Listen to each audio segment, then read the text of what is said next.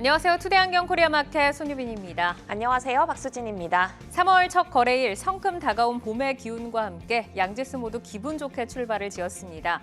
외국인의 매수에 힘입어서 코스닥은 870선을 회복했고요. 반도체가 날아오르며 왕좌 복귀를 예고한 가운데 저 PBR 모멘텀도 유효했습니다. 오늘 시총 상위주들 흐름은 어땠나요? 네, 코스피 시총 상위 20위권 내 대부분 종목 오름세로 마감했습니다. SK하이닉스가 장중에 최고가를 다시 썼고요. 현대차와 삼성물산, KB금융 등 저 PBR주 흐름도 양호했습니다. 코스닥 시총 상위 종목은 코스피에 비해서는 탄력이 약했는데요. HPSP, 주성 엔지니어링 등 반도체 장비주들의 상승이 돋보인 가운데 미국 보툴리늄 톡신 제품 허가 소식을 전한 휴젤이 장중 신고가를 경신했습니다. 양지수 모두 날아오르면서 기분 좋게 출발한 월요일, 투데이안경 코리아마켓 첫 번째 이슈픽의 주인공은 누구일까요? 네, 인공지능 투자 붐에 힘입어서 대장주 엔비디아를 중심으로 미증신의 주요 반도체 종목들의 랠리가 이어지고 있습니다. 투데이안경 이슈픽 첫 번째, 땡큐 AI, 다가온 반도체의 봄입니다. 미국 필라델피아 반도체 지수는 연일 사상 최고치를 기록하고 있습니다. AI 붐으로 대장주인 엔비디아가 시총 2조 달러를 돌파를 했고요. AI 관련 매출이 급증한 데는 하루 만에 30% 이상 주가가 급등을 했습니다. 이에 더해서 2월 반도체 수출이 6년 4개월 만에 최고 증가율을 기록을 하면서 반도체 수출세도 완연한 회복세가 감지가 됐는데요. 오늘 반도체의 날이었다라고 해도 과언이 아니었죠. 네, 맞습니다. 삼성전자와 SK하이닉스가 동반 강세를 기록한 가운데 반도체 소부장주들이 일제히 날아올랐습니다. HBM 대장주인 한미반도체가 신고가를 다시 썼고요. 고영과 HPSP도 강한 시세를 형성하며 오름세로 마감을 했습니다. 온 디바이스 AI, CXL 등 차세대 반도체 관련주들도 고른 상승세를 보이면서 봄 기운이 완연했습니다. 반도체 이슈에 이은 투데이안경 이슈픽 두 번째 주제는요. 투데이안경 이슈픽 두 번째, 인터배터리 2024 차세대 혁신 제품 총출동입니다. 차세대 배터리 기술을 만나볼 수 있는 인터배터리 2024가 오는 6일부터 개막을 합니다. 역대 최대 규모로 전 세계 18개국 579개 업체가 참가할 예정인데요. LG엔솔은 파우치형 셀투팩 기술을 최초로 선보일 예정이고 삼성 SDI는 전고체 배터리 양산과 6세대 배터리 개발 계획 공개를 예고하고 있습니다. 오늘 2차 전지주의 흐름은 어땠나요? 네, 2차 전지주 내에서 포스코 그룹주의 탄력이 돋보인 날이었습니다. 포스코 홀딩스가 6% 상승으로 모처럼 강한 시세를 기록했고요. 포스코 퓨처엠은 3거래 연속 상승세를 이어갔습니다. 2차 전지 소재주와 장비주도 양호한 흐름을 보였습니다.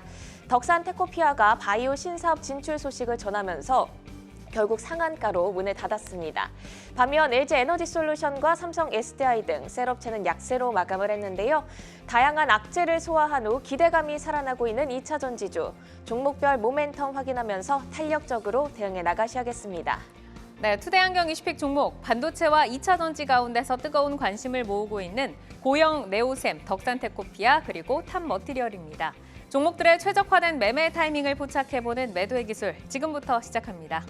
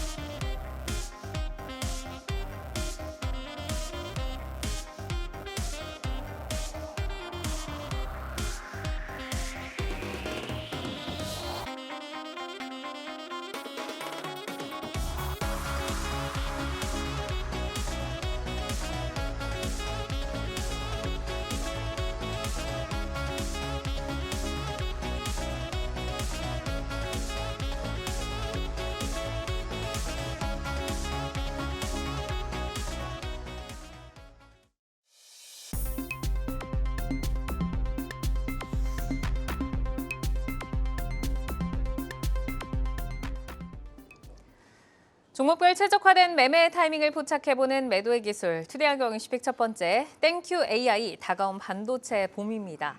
엔비디아 시총 2조 달러 돌파, 2월 반도체 수출 큰 폭으로 증가 등 호재가 잇따라 날아들면서 반도체주의 웃음꽃이 만발한 하루였습니다. 사실 반도체 업황의 장밋빛 전망이라고 하면 이전부터 지속이 되긴 했지만 변동성이 좀 높아서 투자자들이 따라가기 힘든 날이 이어졌었는데 이제는 반도체 왕좌 복귀에 좀 더 신뢰감을 갖고 이 연속성의 베팅을 해봐도 좋을지 어떻게 좀 보시는지 강석훈 PB께 먼저 들어볼까요? 예, 지난 엔비디아 실적 발표 이외에도 이 반도체들이 탄탄하게 버텨주고 있습니다. 그 AI 산업에 대한 기대감에 의해서 HBM을 포함한 이 반도체 시장에 큰 자금들이 들어와주고 있는 상황이라고 보시면 될 것 같습니다.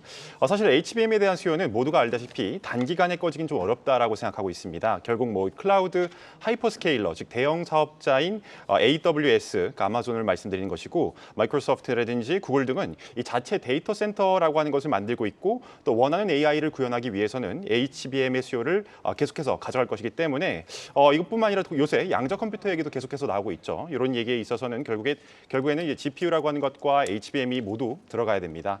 앞으로도 엔비디아를 중심으로 실적도 잘 나올 거고 계속 들고 가셔도 좋다라고 보기 때문에 좋다라는 말씀을 좀 드리고 싶고, 그럼 국내장에서는 또 어디를 중심으로 봐야 되냐 물어보신다라고 한다면은 저는 이제 주목하고 있는 게 이제 세정과 검사 파트거든요. 그래서 세정하면은 이 PSK 홀딩스, 제우스가 좀 대표적이다라는 말씀을 좀 드리고 싶고, 검사라고 하면은 이제 추후에도 말씀드리겠지만 이 고영이라든지 펜트론 그리고 인텍플러스 중심으로 말씀드리겠습니다. 네, 2월 반도체 그 수출 내용을 좀 열어보면 중국과 아세안, 미국 이렇게 주요 시장으로 반도체 수출이 모두 증가한 점이 고무적인데 특히 반도체 훈풍의 대중 수출도 적자를 탈출을 했습니다. 과거에 2016년 그리고 2020년에 시작이 됐던 반도체 수출의 빅사이클 재현될 가능성에 대해서는 어떻게 좀 보실까요, 대표님? 네, 충분히 가능성은 있다 이렇게 생각은 하고 있고요. 단지 이제 최근에 계속 빅사이클 얘기는 했었습니다만은 반도체 관련된 종목군들이 그만큼 상승하지 못한 것도 어떻게 보면 사실이 아닌가 싶습니다. 약간 양치기 소년 아닌가 이렇게 생각을 하실 수가 있는데, 우리 사실 이제 반도체 사이클은 가장 중요한 것이 수요와 공급의 사이클이다 이렇게 생각을 해주시면 좋을 것 같고요. 올해가 이제 AI 시대의 캄브리아기다 이런 얘기를 많이 하고 있죠. 그러니까 AI가 확산되고 굉장히 많이 변화하고 그리고 종류가 굉장히 많이 양산될 수 있는 해가 바로 올해다 이런 얘기가 될 것으로 보이는데요. 이 얘기 자체는 AI 반도체를 필두로 해서 반도체 수요가 큰 폭으로 증가할 가능성이 높다 이런 얘기가 될 것 같고요. 이러한 부분은 수요가 증가한다라는 부분에 어떤 원년이 올해가 되지 않을까 이렇게도 생각을 해볼 수 있을 것 같습니다. 따라서 충분히 이제 반도체 부분의 빅사이클은 여러분들이 기대를 하셔도 나쁘지 않을 것으로 생각을 하고 있습니다. 네, 엔비디아가 지금 시총 2조 달러 돌파를 했고요. 미국 필라델피아 반도체 지수는 연일 사상 최고치를 경신하고 있습니다. 10% 넘는 급등이 지금 이어지고 있는데 미국 AI 반도체주의 랠리에 따라서 국내 반도체 종목별로 방향성을 어떤 기준으로 좀 가늠을 하면서 대응을 해나가야 할지 강준혁 파트너께 들어볼까요? 네, 두 가지 정도로 생각을 하시면 좋을 것 같은데요. 기존에 이제 실적이 그냥 나올 수 있는 부분과 아니면 향후에 이제 희망을 가지고 미래를 볼 수 있는 업종, 두 가지로 이제 생각을 하시면 좋을 것 같습니다. 사실 이제 가장 근본적으로 생각할 수 있는 부분은 AI 시장이 확대가 된다라는 얘기 자체는 기존의 AI 부분을 이제 컴퓨터라든지 여러 디바이스에서 돌려야 되기 때문에 기존에 보였던 D램이라든지 낸드 플래시 메모리 쪽도 일단은 수혜를 볼 수 있다 이렇게도 생각을 할 수가 있을 것 같고요. 그리고 아까 이제 PB님께서 말씀해 주신 것처럼 가장 기본적으로는 HBM 관련된 종목군들이 올해는 실적을 일단은 끌고 간다 이렇게 생각을 하셔도 좋을 것 같습니다. 따라서 이쪽 HBM 관련된 부분이라든지 기존의 D램이라든지 하는 쪽은 실적이 이미 나올 수 있는 업종으로 생각을 하셔가지고 봐주시는 게 좋을 것 같고요. 두 번째로는 희망을 보고 가는 그런 부분이 될 것 같은데 CXL이라든지 PIM이라든지 하는 부분은 향후에 이제 AI 반도체 시장이 확산이 되면 확산이 될수록 반도체가 어떤 기술로 갈 것인가에 대한 기대감을 가지고 가는 거기 때문에 시장 안에서 반도체 관련돼서는 업종도 많고 안에 여러 가지 이제 하는 일들도 굉장히 많습니다만은 지금 실적이 나올 수 있는 것 그리고 실적 가속화가 될 수 있는 HBM 관련된 종목이라든지 하는 쪽 아니면은 향후에 실적을 끌고 갈 수 있는 희망 섞인 부분 두 가지로 나누셔가지고 보시는 게 어떨까 싶고요. 실적 시즌이 다가올 때마다는 일단은 HBM 관련된 부분으로 실적이 일단은 시즌이 끝나는 그러한 시점부터 시작을 해서는 PIM이라든지 그런 쪽으로 이런 식으로 이제 나누어서 그냥 보시는 게 어떨까 싶습니다. 우선은 지금 실적이 찍히는 부분 그리고 앞으로 미래 성장성까지 끌어올 수 있는 섹터 이렇게 조금 두 가지로 나눠서 보자라고 좀 말씀을 주셨습니다. 자, AI 붐으로 왕좌 복귀에 성큼 다가선 반도체주. 그 안에서 고영과 네오셈에 대해서 두 분께서는 어떤 뷰로 보시는지 보도록 하겠습니다. 자, 반도체의 화사한 봄날을 예고하는 것처럼 모두 고신호가 켜졌는데 고영부터 한번 살펴보겠습니다. 오늘 14% 급등세로 거래를 마쳤고요. 21,900원, 2만 원대 위로 올라섰습니다. 자, PB님께 고영에 대한 의견 먼저 여쭤볼까요? 예, 뭐 3D 검사 장비로는 이미 세계 1위 기업으로 이미 유명했고 그동안에 이 전장이라든지 모바일 쪽으로 매출 비중이 높았기 때문에 조금 주목을 못 받았다라고 한다면은 이 오늘날 반도체 어드밴스드 패키징 공정에 있어서 이 검사 장비 레퍼런스를 계속해서 쌓아가고 있다라고 하는 점을 좀 주목할 수 있겠죠. 이와 함께 뭐 신사업이라고 할 수 있는 이 뇌수술 로봇 카이메로도 이미 작년에 세대 공급 계약을 마쳤고 올해 1월 달에도 추가로 이제 계약을 마쳤기 때문에 이 신사업 분야 쪽으로도 강력한 기술력을 가진 기업이 라고 좀 보시면 될 것 같습니다. 피어그룹과 지난 3년 평균 PER을 터치한 상태지만은 성장세를 좀 보았을 때는 장기적으로 고란 시그널을 드립니다. 네, 지금 강준영 파트너께서도 굿사인을 주셨는데 오늘 뭐 반도체 장비업체 대장이죠. 한미반도체 장중에 10만 원을 넘어섰고 신고가를 다시 썼습니다. 고영도 탄력적인 반등을 보였는데 3D 검사 장비 세계 시장 점유율 1위 업체입니다. 온디바이스 AI, HBM 검사 장비까지 영역을 확보를 하고 있습니다. 자, 지금 뭐 뇌수술 로봇이나 이런 부분도 좀 짚어주셨는데 강준영 대표님께서는 고영만의 독보적인 강점이 어디에 있다라고 좀 보세요? 사실 이제 고영이라고 하면은 반도체 관련된 종목은 원래는 아니었고요. 뇌수술 관련된 로봇을 만드는 회사였는데 이 부분에 대해서 이제 실적 가시성이라든지 하는 부분이 조금 뒤로 밀리다 보니까 반도체 검사 장비도 원래 가지고 있는 기술력으로 이제 접근할 수 있었던 부분이기 때문에 네. 같이 접근을 했다 이렇게 생각을 하시는 게 좋을 것 같은데 고영은 사실은 두 가지 모멘텀을 동시에 가지고 있다 이렇게 생각이 듭니다. 최근에 의료 대란이라든지 하는 부분을 생각을 해보면 의사가 이제 어떻게 보면 근본적으로는 피부라든지 성형외과로 가실 분들이 굉장히 많기 때문에 기존의 외과 수술이라든지 하는 부분에 대한 의사들은 굉장히 부족해질 수밖에 없고요. 이러한 부분으로 생각을 했을 때 고영이 일단 가져갈 수 있는 부분이 있고 올해 이제 미국의 FDA 승인 부분을 또 앞두고 있기 때문에 그런 쪽으로도 일단 모멘텀을 가지고 있다 이렇게 생각을 해 두실 수가 있을 것 같아요. 두 번째 부분을 보면 반도체가 이제 사용되는 부분이 많으면 많을수록 세정해야 되는 부분도 굉장히 많아지고 재료가 사용되는 부분도 굉장히 많아지지만 더불어서 생각을 해볼 부분은 검사해야 되는 부분도 굉장히 많아질 수밖에 없다 이렇게 생각을 할 수가 있을 것 같고요. 특히 고영만의 어떤 장점이라고 한다면은 반도체 부분의 여러 가지 반도체 부분을 전부 다 어떻게 보면은 좀 검사할 수 있는 기술력을 가지고 있기 때문에 범용성을 가지고 있다 이렇게 또 생각을 할 수가 있을 것 같습니다. 따라서 고영이 최근에 이제 변동성이 굉장히 커지는 부분은 의료 대량 관련된 부분 때문에 일단 변동성이 커지고 있다 이렇게 생각을 하는데 로봇이 되었던 아니면 반도체 검사가 되었던 향후에 계속해서 성장을 할 수밖에 없는 부분이라는 점을 생각을 해본다면 단기적인 어떤 변동성을 생각하지 않고 투자처로서 여러분들 한번 관심을 가져보셔도 좋을 것 같습니다. 꾸준히 관심을 가져도 좋다라고 두 분께서 지금 말씀을 주셨는데 이 뇌수술 로봇인 그 카이메로에 대해서 좀 질문을 드려보도록 하겠습니다. 이 부분에 대해서는 앞으로 좀 성장성이 어떻게 좀 차별화될 것이다라고 보세요, PB님? 지금까지의 흐름을 좀 보자면은 뭐 2020년에 세브란스 병원에 일단 납품을 했었고 작년에는 좀 세대 공급 계약을 마쳤는데 성 빈센트 병원 그리고 인천 성모병원, 서울대병원까지도 추가적으로 이 카이메로를 공급 계약했습니다. 누적 수술 건수가 300건을 이미 돌파했다라고 하네요. 그래서 이런 것을 높은 기술력과 안정성을 인정받았다라고 볼 수 있겠고 이런 측면에서 올해 1월에도 인제대 해운대 백병원과 이제 공급 계약도 체결했습니다. 미국 FDA 신청이라고 하는 것은 이제 3월 말까지 완료하는 것이 목표이기 때문에 이쪽도 시장이 계속 넓어질 일만 남았다라고 말씀을 드리고 싶고요. 물론 지금 의료 로봇이라고 한다면 분야는 좀 다르지만 이 큐렉소가 기술력은 훨씬 높다라는 평은 있긴 있거든요. 근데 이 미국의 인투이티브 서지컬의 로봇 다빈치를 의료 시장에서는 제일 많이 사용했던 것이고 이 큐렉소라든지 고영이 국내 시장을 발판으로 마련해서 해외로 진출하려고 하는 분위기라고 좀 보시면 될 것 같습니다. 결국은 FDA 승인 얘기가 나올 때마다 주가가 조금씩 튀어줄 거라고 보고 있고 신사업으로 붙이기에는 스토리도 괜찮은 사업이기 때문에 고영 자체도 이 스토리에 있어서도 이 동력 좋을 거라고 보고 있습니다. 네, 지금 이제 장기적인 이렇게 긍정적인 뷰가 나온 구간에서 그 강준혁 파트너께서 2월 19일에 라이징 스탁으로 고영을 제시를 해주셨었거든요.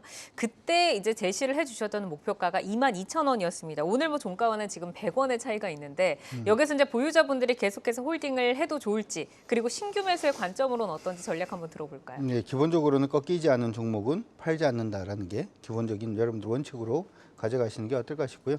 24,000원까지는 일단 충분히 좀 부담 없이 노릴 수 있는 가격이라고 일단 생각을 하기 때문에 일단 가져가시는 것도 좋겠다 이렇게 생각이 들고요. 네. 단기적으로 관심이 있으신 분들은 아까 말씀해드린 것처럼 2,000원 정도로 일단 만족하실 수 있으면 하실 수가 있는데 그 부분 외에 오늘 보면은 반도체만 오른 건 아니고 두산 로보틱스부터 시작해서 로봇도 같이 움직임을 좀 주고 있는 그런 부분도 일단 보여주고 있기 때문에 굳이 고용이 아니더라도 종목을 찾아볼 수는 있겠다 이런 말씀도 드리고 싶습니다. 네, 알겠습니다. 자, 그럼 이어서 네오셈으로 넘어가 보겠습니다. 지난 2월에 이제 신고가 경신 후에 좀 흔들리던 주가가 지난주 후반부터 다시 위로 방향을 잡았습니다. 외국인과 기관 수급 유입이 되고 있고요. 오늘도 3% 유지를 하면서 거래를 마쳤습니다. 자, 강준혁 파트너께 네오셈에 대한 뷰 먼저 여쭤볼까요? 최근에 이제 우리 AI 부분이 굉장히 많이 좀 변화하고 있다는 건 아마 다 알고 계실 겁니다. 기본적으로 이제 온 디바이스 AI라고 해서 이제 AI 부분이 우리가 이제 클라우드 서비스를 이용을 해서 AI가 구동이 되는 게 아니라 각각의 이제 디바이스에 이제 AI가 이제 구동되는 그러한 형태로 갈 가능성이 일단 높죠. 여기에서는 일정 부분의 이제 저장 장치가 일단 있을 수밖에 없고요. 개인적으로 SSD 관련된 종목이라든지 그래서 낸드 프레시 메모리 관련된 종목군들도 다시 한 번 더 오를 수 있는 반등의 기회가 있지 않을까 이렇게도 생각을 하고 있고요. 두 번째로는 우리 PC 같은 경우에도 AI 지금은 이제 보통 사용하고 있는 컴퓨터는 지금 AI 컴퓨터는 아니지 않습니까? 소위 말해서 이제 우리가 웹브라우저라든지 하는 부분에서 클라우드를 이용을 해서 AI한테 질문하는 그러한 형태가 된다면 향후에는 이 AI 부분이 이제 소위 컴퓨터의 OS가 될 가능성이 높다 이렇게도 얘기가 많이 나오고 있는데 이렇게 된다면 당연히 컴퓨터의 저장 장치라든지 하는 부분의 용량도 더욱더 커질 수밖에 없다 이렇게 생각을 합니다. 따라서 SSD 관련된 종목군들도 여러분들은 계속해서 관심을 가지셔야 되지 않나 이렇게 생각이 들고요. 재작년까지만 하더라도 사실은 낸드 프레시 메모리라든지 SSD는 좀 사양 산업이다 이렇게 생각들을 많이 했었는데 이번에 이제 온 디바이스 AI라든지 이 AI 시장이 각 디바이스별로 장착이 될 것으로 예상이 됨으로 인해서 이러한 부분도 시장이 더욱더 커질 가능성이 높다는 점 생각을 한다면 여기에 대장주격으로 볼 수 있는 네오셈 같은 경우에도 여러분들이 고로 일단은 관심을 가져두시는 게 어떨까 이렇게 생각이 들어서 고사인을 드려봤습니다. 네, 지금 이제 PB님께서도 고사인을 주셨는데 네오셈이 이제 말씀을 주신 것처럼 차세대 반도체 CXL의 관련주 가운데서도 대장주로 지금 자리매김하고 있습니다. 자, CXL 디램 시장의 본격적인 개화 시기를 언제쯤으로 바라보고 계시는지 그리고 네오셈만이 갖고 있는 그 차별화된 경쟁력이 어느 정도까지나 그 시장에서 선점 효과 누릴 수 있다고 보세요? 이 본격적인 개화 시점은 사실 짚어서 말씀드리기 좀 어려울 것 같습니다.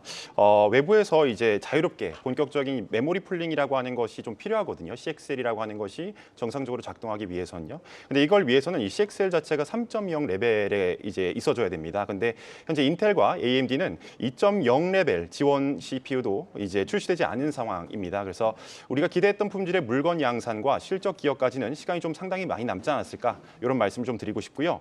다만 HBM에서 한 발 늦은 삼성전자를 주도로 본격적으로 이제 개화하는 시기는 조금 더 빨라질 수 있다 이런 말씀 좀 드리고 싶습니다. 그리고 방금 전에 네오셈의 차별화된 경쟁력 말씀 주셨는데요.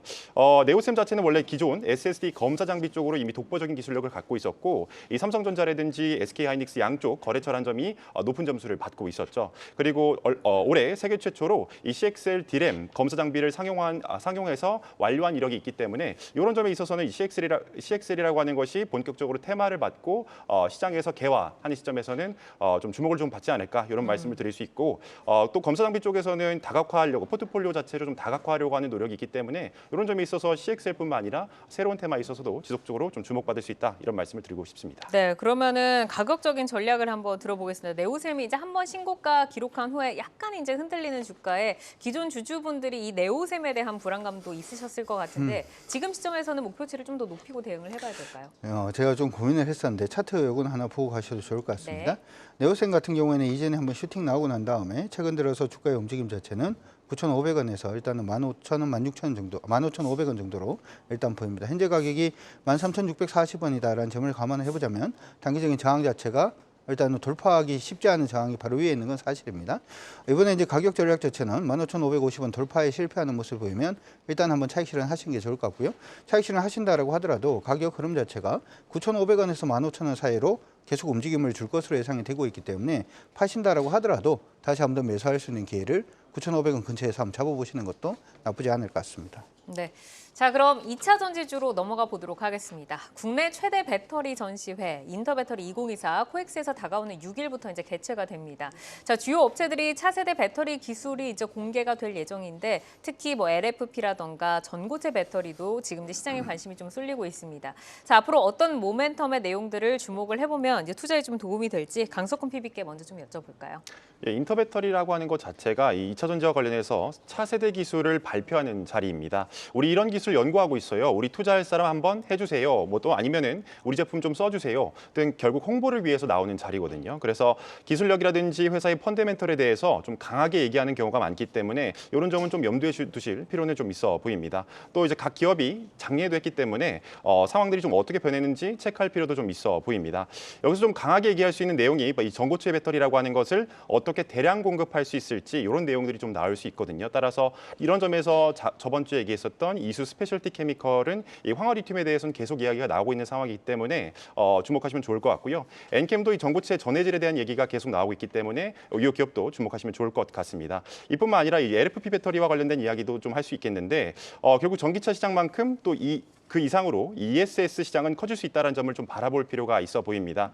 일론 머스크는 올해 1월에 이 뉴욕에 슈퍼컴퓨터를 위한 데이터 센터를 좀 짓겠다라는 얘기를 했습니다. 늘어나는 전기 수요를 감당하기 위한 기술의 메가팩이라고 하는 기술도 가져오게 됐거든요. 테슬라는 이 메가팩에 CATL의 LFP 배터리라고 하는 것을 이용하기 때문에 이런 점이 좀 이제 우려가 되어 왔었는데 현재 LG 엔솔이 이쪽 시장을 좀 노리고 있다라는 얘기가 나오고 있어서 인터배터리에서 LG 엔솔이 ESS용 LFP 배터리 생산 기술과 관련된 내용들을 좀 발표할 예정이기 때문에 네. 이런 점도 체크하시면 좋을 것 같습니다. 네, LG 엔솔의 ESS용 LFP 배터리 생산 기술도 좀 주목을 해보자. 자, 최근에는 뭐 전해질, 리튬, 장비, 양극재, 뭐 2차 전지주 안에서 순환매가 계속해서 진행이 되면서 2차 전지 주가도 이제 바닥권은 좀 통과한 것 같다라는 기대감 형성이 되고 있는데 추세적으로 완벽하게 시세가 좀 나오기 전까지 단기적으로 트레이딩하는 게 나을지 아니면 이제는 좀 뭐 긴 호흡으로 계속해서 모아가는 전략이 유효할지 어떻게 좀 볼까요, 기간을?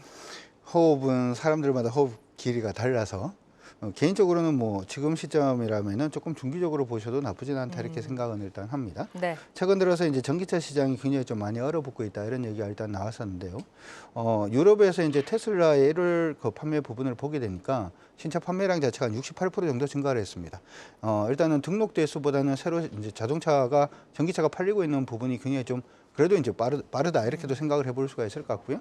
최근 들어서 하이브리드 자동차가 많이 팔린다라고 해서 2차 전지에 대한 기대감이 조금 낮아져 있는 것도 사실입니다만은 전기차 판매량도 지속적인 성장을 계속하고 있다는 점도 우리가 좀 기억을 해야 될 것 같습니다.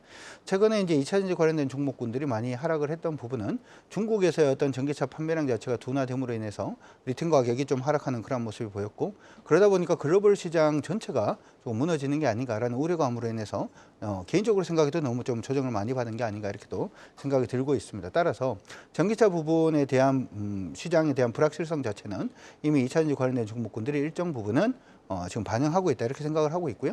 두 번째, 삼성 SDI하고 LG 에너지솔루션은 올해는 ESS가 일단 주력이다 이렇게 얘기를 하고 있는데 사실 ESS 같은 경우에는 우리가 발전을 한다, 발전소에서 발전을 할 때 대부분 전기 자체를 밤에 쓰지는 않지 않습니까? 새벽에 일어나서 전기가 싸다고 그때 일하는 사람은 적죠. 이러한 부분의 심야 전기 자체를 저장을 하면은 낮에 일단 발전소 ESS 더미를 통해 가지고 발전소를 새로 하나 만드는 그러한 부분들도 충분히 노려볼 수가 있기 때문에 네. 전기 소비량 자체가 증가하는 부분에서는 지금 어떻게 보면은 발전소에서 태양광이다, 풍력이다, 조력이다, 지열이다 하는 이런 신재생보다도 더욱더 이제 가시성이 있는 현실성이 있는 부분이 ESS 더미를 이용한 발전 부분이 아닌가 이렇게 생각이 들고요. 이러한 부분이 올해부터 시작해서 본격화될 가능성이 높다라는 점을 감안을 해보자면 2차 전지는 일단은 바닥을 치고 갈 가능성이 높다 이렇게도 생각을 하시고 보시는 게 좋을 것 같습니다. 네, 알겠습니다. 지금 악재를 소화한 후에 다시 한번 이제 업황에 대한 기대감 살아나고 있습니다. 2차 전지주 가운데서 덕산 테코피아 그리고 탑 머티리얼 한번 살펴보도록 하겠는데요. 지금 두 종목의 주신 사인은 다 고사인이 들어왔습니다. 자, 오늘 가장 강했던 덕산 테코피아부터 보겠습니다. 좀 기대하지 못했던 소식이었던 것 같은데 비만 치료제 중간체 양산 소식이 들려왔습니다. 오늘 상한가로 거래를 마쳤는데 두 분께서 고사인 주셨고요. 강준혁 파트너께 먼저 좀 보기 전에 강석훈 PBK 먼저 한번 들어보도록 하겠습니다. 자, 고사인 주셨는데 어떤 이유로 좀 고사인 주셨을까요? 시장에서는 원래 전액 기업으로 이제 인식하고 있었고 전액 부문에서는 순항을 하고 있던 기업이라서 이제 고란 시그널을 드렸습니다.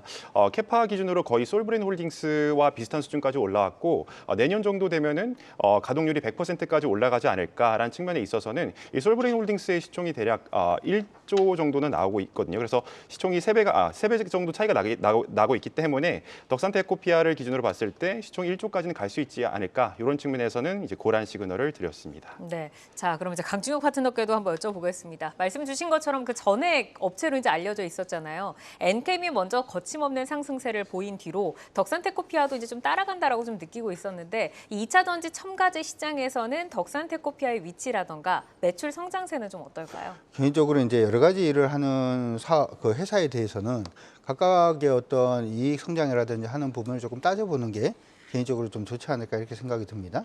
작년까지만 하더라도 이제 덕산테크코피아의 경우에는 OLED 유기 재료가 전체 매출의 한 55% 정도를 차지하는 회사고요. 반도체 소재가 전체 매출의 한 40% 정도를 보통 차지를 합니다. 그렇기 때문에 전액 부분이 중요하다라고 하기보다는 어떻게 보면 OLED, 그러니까 디스플레이 부분이 굉장히 중요하고 두 번째는 이제 반도체 소재가 중요하고 세 번째가 이제 전액이 중요하다 이렇게도 얘기를 해볼 수가 있을 것 같습니다. 덕산테크코피아는 그런 의미에서 보자면은 이제 엔캠이라든지 여타에 관련된 종목군들이 먼저 슈팅이 나오고 난 다음에 그 다음 슈팅 나오는 이유가 단순히 이제 전액 부분이 때문에 슈팅이 나오는 건지 오늘 이제 반도체가 굉장히 강했기 때문에 네. 반도체 소재 이제 전체 매출의 한 40% 정도를 가져가고 있기 때문에 이것 때문에 이제 반등이 나온 건지에 대해서 여러분들이 조금 생각을 해보실 필요성은 저는 있다 이렇게 생각을 하고 있고요. 따라서 엔캠만큼의 주가 상승 자체는 저는 조금 어렵지 않나 이렇게 생각을 일단 합니다. 반도체 소재라든지 하는 부분이 일단 긍정적이었던 가운데 전액의 트리거로 인해서 주가가 일단 상승을 했기 때문에 개인적으로는 조금 단기적으로 보시는 것도 좋을 것 같은데 시장 안에서 이런 한번 몰려가는 그 요즘 분위기가 이쪽이다라고 해서 한번 몰려가기 시작을 하면 네. 주가 좀 지속 상승하는 경향이 좀 있기 때문에 그런 의미에서 기술적으로 저는 좀 고사인을 드렸다 이렇게 말씀드리고 싶습니다. 그렇죠. 정말 그 강한 종목이 어디까지 갈까 싶은데 계속해서 가고 네. 있는 최근에 좀 트렌드가 있는데 덕산테크코피아가 2차 전지 첨가제뿐만 아니라 OLED 반도체 소재 분야 성장성도 있고 이제 오늘 전한 비만 치료제 이제 중간체 양산 소식도 있었는데 그 외에도 뭐 또 다양한 약품들의 중간체를 하고 있더라고요. 이런 좀 다각화된 성장 동력 앞으로 또 차별화된 주가 모멘텀이 되어서 좀 끌어줄 수 있을지 PB님 어떻게 보세요? 사실 뭐 일단은 이제 주가 부양을 위한 차원에서 신사업이라든지 여러 다각화된 사업에 대한 내용을 좀 알리지 않았나 이런 생각은 좀 들지만은 여러 산업 자체도 사실은 실제 내용이 없는 걸 발표한 게 아니라 실제로 내용이 있는 걸 발표한 거기 때문에 지속적으로 지켜볼 필요는 있어 보입니다. 내용 자체를 좀 보자면은 이 비만 치료제 중간체를 양산해서 납품할 예정이라고 말을 해왔고 요거에 있어서도 미국 FDA 신약 승인을 이제 이어서 이제 국내 시약처로부터 승인받은 바가 있다라는 얘기가 나왔거든요. 그래서 뭐 이 비만 치료제뿐만 아니라 이제 고지혈증 치료제, 당뇨 치료제 등 여러 의약 중간체를 국내에서 CDMO와 함께 협업 공정 개발 및 뭐 양산 납품까지 진행하겠다 이런 기사가 나오긴 나왔는데 요거에 대해서는 이제 덕산테크코피아를 이제 주가 상승의 모멘텀으로 사실 삼지는 않았던 측면이 있어서 요걸 이제 중심으로 보기보다는 사실 전액을 중심으로 보는 게 맞다라고 생각이 들고요. 지금은 사실 조금 추매는 어렵다라고 생각이 들고 주가가 다시 3만 원까지 내려준다면은 사셔도 괜찮다 이런 말씀 드리고 싶습니다. 조금 눌리면 다시 들어가 보자. 보유자분들은 뭐 상한가니까 홀딩이겠죠? 네, 맞습니다. 자, 이어서 이제 탑 머티리얼 넘어가 보겠습니다. 3거래일 만에 반등에 성공을 하는 듯했던 주가 좀 밀리나 싶었는데 결국에는 1%대 빨간불 유지를 했습니다. 자, 두 분께서 고사인 주셨고요. 강준혁 파트너께 전체적인 의견 먼저 한번 여쭤볼까요? 일단 2차 전지가 긍정적이다라고 얘기를 하는 부분은 어떻게 보면 양극재도 긍정적이다 이런 얘기가 일단 될 것 같고요. 오늘 에코프로도 일단은 긍정적인 흐름이었던 걸 기억을 합니다. 응급제라든지 아니면 엔킨 같은 전해질 관련된 종목이라든지 아니면 분리막 관련된 종목군들도 굉장히 좀 긍정적이다 이렇게 봐줄 수 있을 것 같고요. 단 이러한 부분을 생각을 해본다면 일단은 전급 관련된 종목군들도 당연히 긍정적이다 이렇게 봐줄 수밖에 없는 것 같습니다. 탑머티리얼 같은 경우에는 일단 그런 쪽에서 일단은 시장 안에서 일단은 관심을 많이 받고 있는 그러한 회사다 이렇게도 생각을 할 수 있을 것 같고요. 최근 들어서는 이제 신규 사업으로 양극재 부분에 대해서도 진출한다 이렇게도 얘기가 나오고 있기 때문에 시장 안에서는 일단 2차 전지 관련된 종목으로 여러분들 긍정적인 관심을 일단 가지셔도 좋을 것 같습니다. 네. 자, 그러면은 강석훈 PB도 이제 고사인을 주셨는데 한번 탑 머티리얼에 대한 전반적인 의견 한번 여쭤보겠습니다.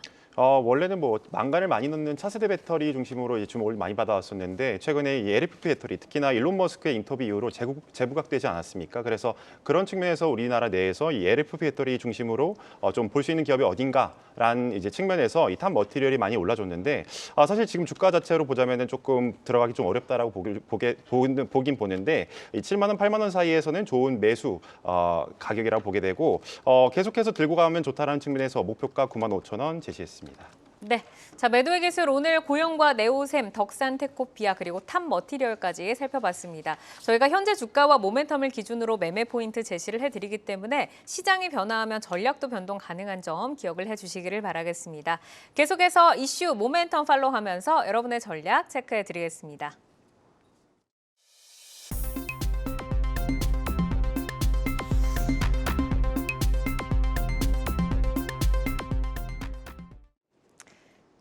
네, 이 시각 시간의 단일가입니다. 정규장 마감 후 오후 4시부터 6시까지 10분 단위로 시간의 단일가 거래가 이뤄지는데요. 거래량 위주로 종목들 짚어드리겠습니다. 그럼 코스피 상승률 상위부터 함께 볼까요? 네, 먼저 광명전기 보겠습니다. 일진전기, 효성중공업 등 오늘 전력 설비주들 특히 강한 모습을 보였습니다. 광명전기 역시 오늘 7% 강세를 보이면서 강한 양봉으로 거래를 마쳤는데요. 시간에서도 탄력적으로 움직이면서 현재 8% 상승하고 있습니다. 2,570원 터치를 하고 있고요.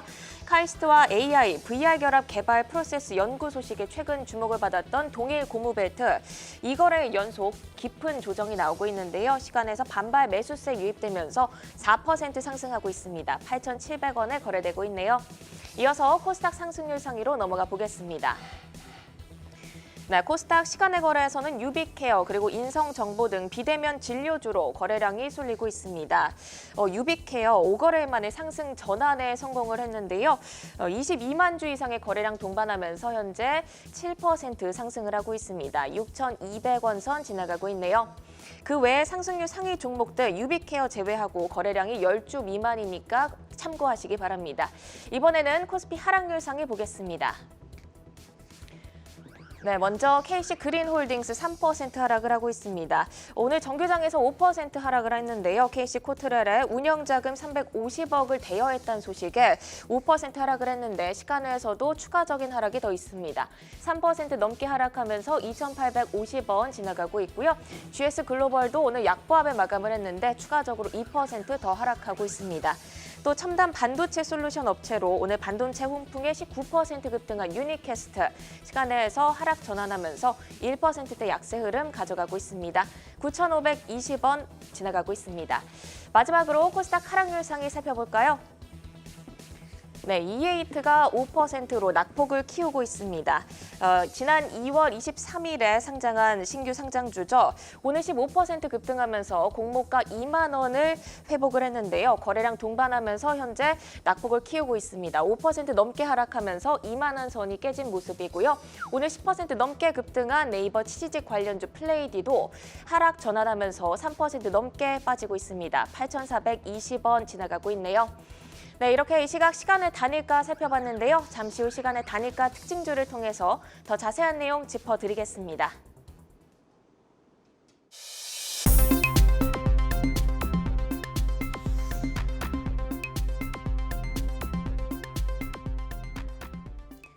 다양하게 부각되는 이슈와 모멘텀 속에서 연속성 있는 재료로 우상향할 주인공 누가 될까요? 주도주로 떠오르게 될 종목을 미리 만나보는 라이징 스탁입니다. 자, 세 분이 가지고 오신 오늘의 종목 화면으로 먼저 확인해 보시죠. 김병수 PB, 덴티움, 강석훈 PB, 코리아 FT, 그리고 강준혁 파트너 포스코홀딩스 가지고 오셨는데요. 김병수 PB의 라이징 스탁, 덴티움 먼저 보도록 하겠습니다. 라이징 포인트 만나볼까요? 네, 덴티움은 두 가지 관점에서 보셔야 될 것 같습니다. 이번에 4분기에 러시아 쪽 물류 문제가 해소되면서 깜짝 실적이 나왔다. 요거랑 중국 쪽 임플란트 가격이 이제 하락 안정세를 취하고 있다. 이 두 가지 관점에서 덴티움의 이제 미래를 좀 보시면 좋을 것 같습니다. 네, 지금 이제 러시아와 중국 이렇게 해외 매출에 대한 이제 성장성과 기대감을 주셨는데 앞으로 해외 매출 계속해서 우상향할 수 있을까요? 네, 일단 해외 매출에서 가장 큰 부분은 중국입니다. 그 앞에 이제 조금 우려가 나왔던 게 러시아 쪽 문제였는데 이 두 가지를 좀 짚어보도록 하겠습니다. 4분기 매출이 한 1,200억 가량 나오게 됐습니다. 전년 동기 대비 한 30% 가량 상승했고 영업이익도 479억 원으로 전년 동기 대비 30% 증가하면서 시장 전망치를 좀 웃돌았다라는 평가가 나왔습니다. 특히 러시아 쪽 물류 문제가 이제 해소되면서 매출이 한 150억 정도로 예상되던 러시아에서 231억 원이 나오는 모습을 보이게 되면서 이제 러시아 쪽 매출이 크게 개선되었다라는 것이 이번 4분기의 총평이다라고 말씀을 드려보겠습니다. 하지만 그거보다 더 큰 시장은 중국 쪽 시장이 더 크다라고 좀 말씀을 드려보겠습니다. 올해 1분기에는 이제 중국 향 매출이 한 450억 가량 예상이 되고 있어서 전년 동기 대비 한 35% 증가할 것을 예상하고 있습니다. 이에 힘입어서 이제 연간 매출이 한 4,500억 가량 나오게 되고 영업이익도 한 1,400억까지 나올 수가 있다는 증거사 레포트가 나오게 되면서 지금 주가도 물론 전고점을 넘어가는 순간이긴 하지만 조금 더 살펴보실 필요가 있고 그 이유로는 이제 중국 쪽 중앙 집중식 구매라고 해서 VBP를 살펴보실 필요가 있는데 이번 작년이었죠. 작년에 중국에서 중앙 집중식 구매를 함으로써 임플란트 가격을 조금 낮추려는 노력이 있었습니다. 한 20%가량 임플란트 가격이 내려갔는데 그 이후에 임플란트 가격이 하향돼서 안정세를 지금 보이고 있어서 이제 임플란트에 대한 수요가 늘어나게 된다면은 이것이 오롯이 한국 임플란트 업체들이 좀 수혜를 입지 않을까라는 이야기도 있고 특히 장기적으로는 물량 효과로 인해서 중국 쪽 임플란트에 대한 수요가 분명히 증가할 것이다라는 전망이 있습니다. 중국에서만 올해 매출액이 한 2,400억 가량을 기대하고 있어서 절반 가량이 중국에서 나오고 그 이후에 이제 러시아를 비롯한 해외에서 나올 수 있다면은 덴티움의 지금 주가가 그렇게 높은 편이 아니다라는 이야기도 나오고 있고 특히 오늘 같은 경우에는 이제 지난 금요일이었죠. 29일 날 좀 주가가 급상승하는 모습을 살짝 반납하는 모습을 보이고 있기 때문에 네. 지금 조정이 나왔던 자리를 좀 신중하게 살펴보실 수 있다면은 덴티움 같은 경우에도 좀 좋은 자리다라고 좀 요약을 드려보도록 하겠습니다. 네, 지금 이제 우려했던 러시아 매출 같은 경우에도 오히려 서프라이즈가 나왔고 앞으로도 연매출의 반 정도는 중국에서 커버해 줄 수 있는 부분 지금 자리가 살짝 눌렸기 때문에 오히려 좀 더 매력적이다라고 말씀을 주셨는데 앞으로 이런 뭐 밸류라던가 이런 부분 대입을 해봤을 때 추가 상승 여력은 어느 정도까지 가능하다고 예상을 하세요? 네, 짧게 말씀을 드린다면 올해 초에 전고점을 살짝 건드리는 모습을 보이고 있습니다. 이거를 잘만 누를 수만 있다면은 그래도 15만 원, 16만 원 선까지도 넉넉하게 살펴보실 수 있지 않을까라고 말씀을 드려보도록 하겠습니다. 네, 성장해 나가는 덴티움 살펴봤고요. 이어서 강석훈 PB의 라이징 스탁입니다. 코리아 FT 라이징 포인트 만나볼까요? 첫 번째 라이징 포인트로 우호적인 하이브리드 시장 말씀드리고요. 두 번째로는 독점적 지위를 유지한다는 점 말씀드립니다. 네, 코리아 FT의 성장 스토리 좀 더 구체적으로 들어볼까요? 예, 첫 번째 우호적인 하이브리드 시장부터 말씀드리겠습니다. 이 코리아 FT가 팔고 있는 주된 제품은 이 카본 캐니스터라고 하는 제품입니다. 이 연료 탱크의 유해가스를 활성탄으로 흡착하는 장치인데요. 최근 하이브리드 차량의 판매가 호조를 보이고 있습니다. 이에 따라서 작년 4분기 역대 최고 실적을 기록했습니다. 일반 분기엔 매출액이 대략 1,500에서 1,600억 정도 나오게 되고 영업이익도 70억 정도로 나오게 되는데요. 지난 4분기 매출액 1,994억 원 그리고 영업이익은 114억 정도로 예상 최고 실적을 기록했다라고 보시면 될 것 같고요. 전 세계적 환경 규제에 따라서 내연기관 차로 성장세를 보이긴 굉장히 어려워졌죠. 그래서 이와 함께 온전한 전기차는 충전 불편성이라든지 가격 측면에서 잠정적 캐즘 구간을 좀 지나고 있는 상황입니다. 이로 인해서 이 하이브리드 차에 대한 판매량이 크게 늘고 있고 상당 기간 동안 성장세가 유지될 것으로 예상이 되기 때문에 이 전방 시장 호조 있다라는 말씀드리고 싶고 그다음에 이제 이 기업 자체를 말씀드리고 싶은데 독점적 지위를 유지할 가능성이 높다라는 점 말씀드립니다. 아무리 좋은 시장이라고 하더라도 이 기술 경쟁력이 낮아서 경쟁력이 좀 낮게 되면은 과도하게 나눠 먹게 되죠. 하지만 동사는 국내 유일 카본 캐니스터를 생산하는 기업이기도 하고요. 고난도 기술력이 필요한 시장이다 보니까 환경 규제에 따라서 지난 10년간 단가가 3배 이상 상승했습니다.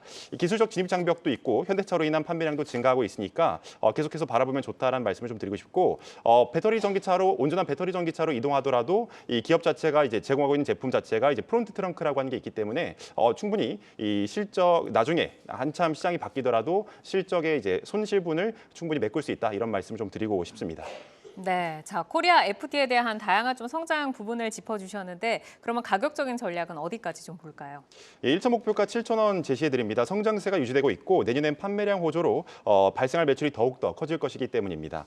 전년도 영업이익이 340억 정도인 것을 감안했을 때 이 1,600억 시총은 저평가되어 있다고 볼 수 있겠고요. PBR도 0.7배 수준으로 저PBR주라고 말씀드릴 수 있겠습니다. 매수가 현재가고요. 손절가 5,300원으로 손절 라인 마이너스 10% 적용했습니다. 네, 코리아 FT 목표가 7,000원 제시를 해주셨습니다. 자, 이어서 강준혁 파트너의 포스코홀딩스 보겠습니다. 오늘 포스코 그룹주의 탄력이 돋보인 날이었는데 라이징 포인트 어떤 거 보고 계세요? 사실 이제 포스코홀딩스는 2차전지 관련된 종목이라고 그냥 콕 집어서 얘기하기 좀 그렇죠.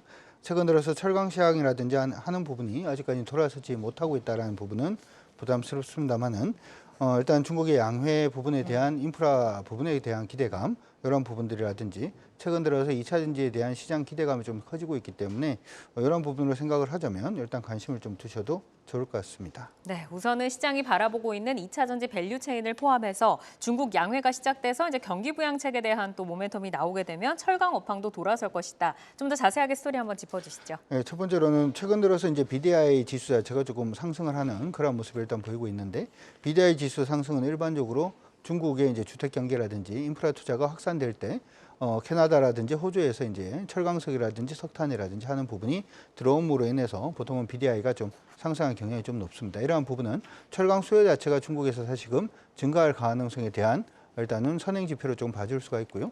일단 이러한 부분에서 철강이 일단은 바닥에 대한 터널을 일단 돌파할 가능성이 높지 않을까 이렇게 생각을 하고 있습니다.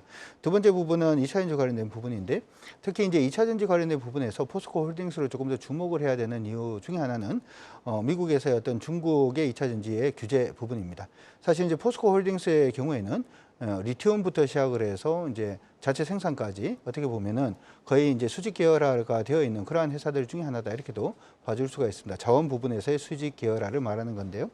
이 부분이 왜 중요하냐면 중국에서의 어떤 2차 전지 부분의 수혜라든지 아니면 보조금이라든지 하는 부분에서는 중국산을 배제하려는 움직임 자체가 계속해서 커지고 있고 특히 올해가 미국의 대선이 있다는 점을 감안을 해보자면 미국의 중국 때리기는 올해가 조금 더 강화될 가능성이 높지 않을까 싶습니다.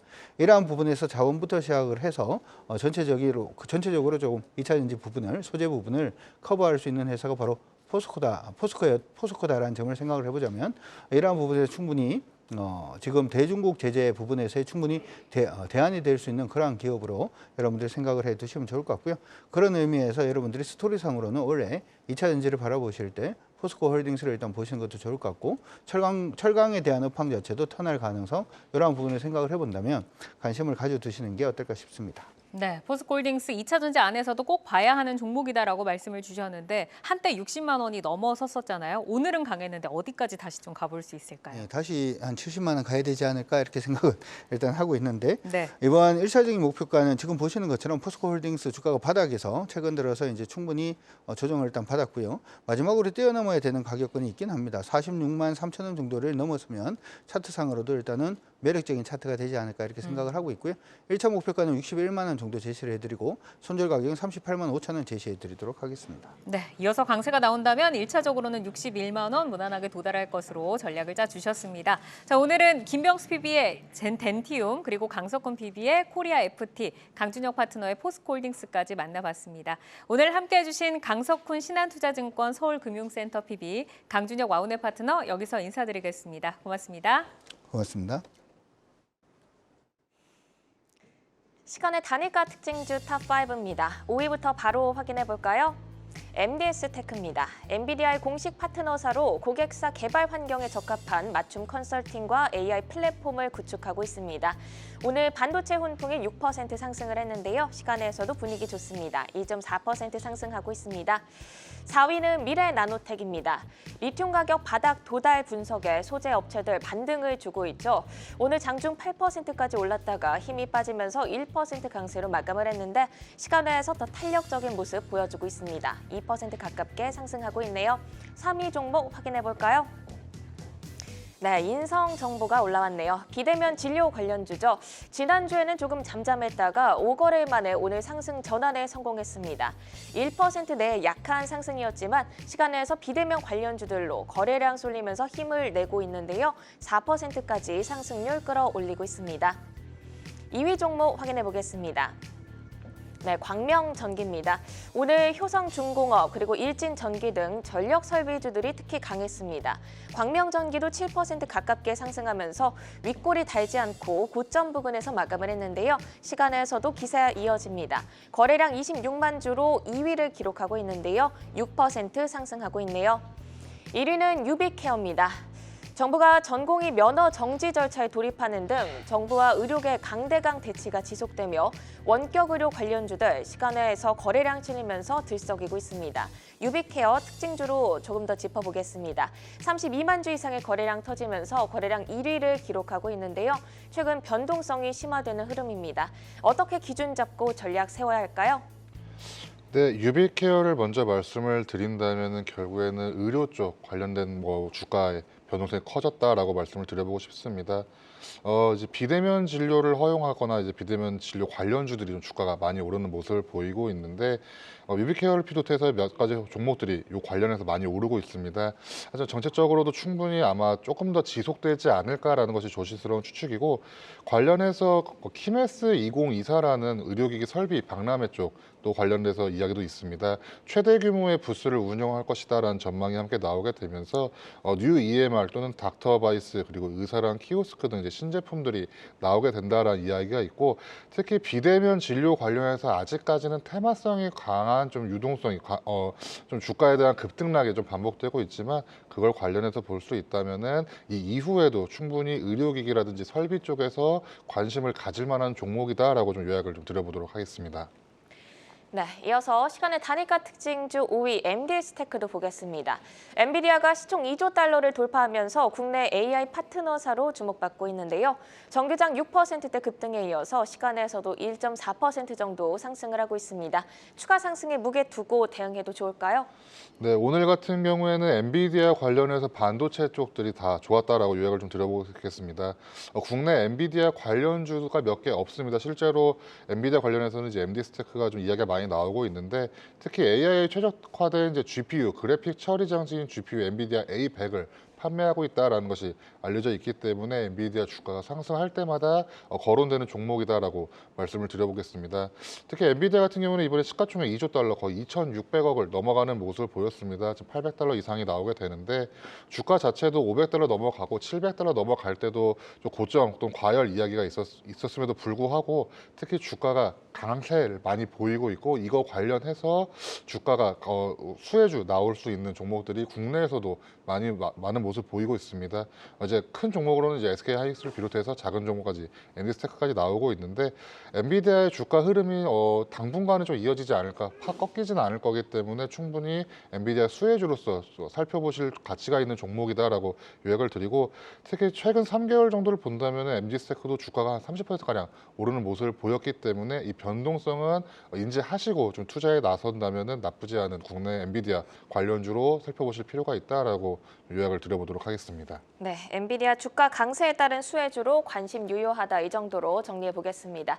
이어서 오늘장 특징주로 KB금융 살펴보겠습니다. 기업 밸류업 프로그램의 스튜어드십 코드 연계 기대감으로 저 PBR주가 에너지를 오늘 이어갔습니다. 특히 KB금융 외국계 창구에서 대규모 매수세가 유입되면서 오늘 8% 이상 급등을 했는데요. 모멘텀 이어갈 수 있을까요? 네, 저 PBR 또는 이제 지주사 또는 금융주에서 특히 KB금융만 좀 주가가 많이 오르는 모습을 보이고 있는데 그 이유는 어떻게 보면 비은행 계열사로 요약을 좀 드려볼 필요가 있을 것 같습니다.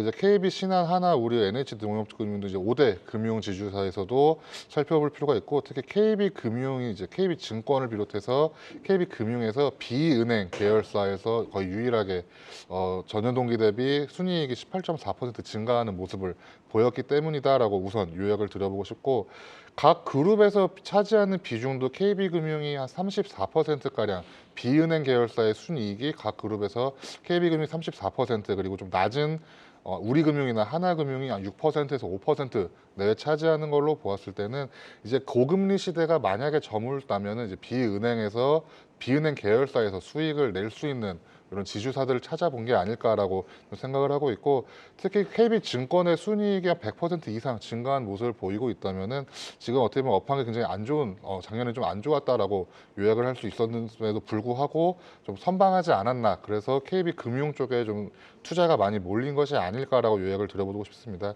특히 저 PBR 관련해서 정부 정책이 조금 강하게 나온 바가 있기 때문에 관련해서 지주사라든지 PBR이 낮은 종목들 중에서 특히 금융주, 그 중에서도 KB금융 쪽에 외국인 매수세가 모였다라고 좀 요약을 드려보도록 하겠습니다.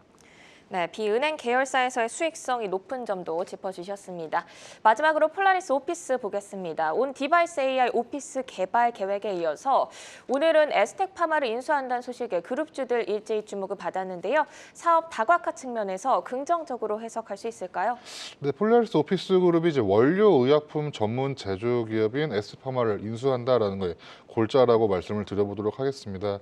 부채 비율 5%의 영업이익 한 53억 정도 나오는 재무 안정성을 갖고 있는 업체임에도 불구하고 저평가된 기업인 이제 에스텍파마를 인수한다라는 게 골자인데 결국 AI를 활용해서 이제 R&D, 이제 연구개발 효율을 높인다라고 알려져 있고 나중에는 연구자들을 AI로 대체하고 합성 신약에서 원료의약품 연구까지도 나아갈 수가 있기 때문에 어떻게 보면 미래 산업에 투자하는 업체이고 그렇기 때문에 주가가 좀 강하게 반응한 것이 아닐까라고 생각을 하고 있습니다.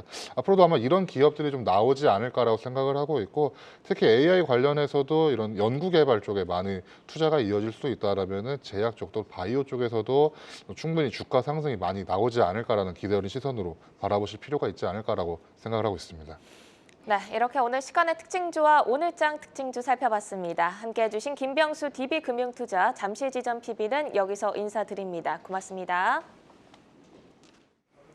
글로벌 증시 브리핑 전해드립니다. 아시아 증시에서는 일본 증시가 4만 선을 돌파하면서 역대 최고치를 쓴 가운데 중화권 증시 오늘 혼조세 보이고 있습니다. 본토 지수는 상승 마감인 반면에 이 시각 현재 항생 지수가 조정을 받는 모습이죠. 현재 0.2% 하락세 보이고 있습니다. 중국의 최대 정치 행사죠. 양회가 오늘 중국 인민정치협상회의를 시작으로 개최를 시작했습니다. 내일은 우리의 국회격인 전국인민대표회의에서 리창 중국 총리가 경제성장률 전망치를 발표할 예정인데요. 시장의 가장 큰 관심은 경기 부양책입니다. 어떤 부양책이 나올지 또 디플레이션 우려를 해소할 수 있을지 확인해 보시면 좋겠습니다. 중국 뉴스 한 가지 더 살펴보시죠. 중국에서 개방을 강조하는 목소리가 나왔습니다. 한정 중국 국가부주석은 외국인 투자에 대한 더 많은 산업의 개방, 또 국제사업 환경을 조성할 거라 밝혔는데요. 보다 더 높은 수준의 개방을 고수할 거라 말하면서 경제 회복에 안간힘을 쓰는 모습입니다. 이어서 미국 나스닥 선물지수 살펴보겠습니다. 오늘 나스닥 선물지수는 강보합권 움직임 가져가고 있습니다. 최근 들어서 사상 최고치를 다시 쓰는 나스닥 지수를 포함해 뉴욕 증시의 분위기가 좋습니다. 오늘 밤은 또 어떤 바람이 불지, 우리 증시에는 어떤 영향을 끼칠지 잘 확인하셔야겠습니다. 지금까지 글로벌 증시 브리핑 전해드렸습니다. 투데이 안경 코리아 마켓 오늘 저희가 준비한 소식은 여기까지입니다. 함께해 주신 여러분 고맙습니다.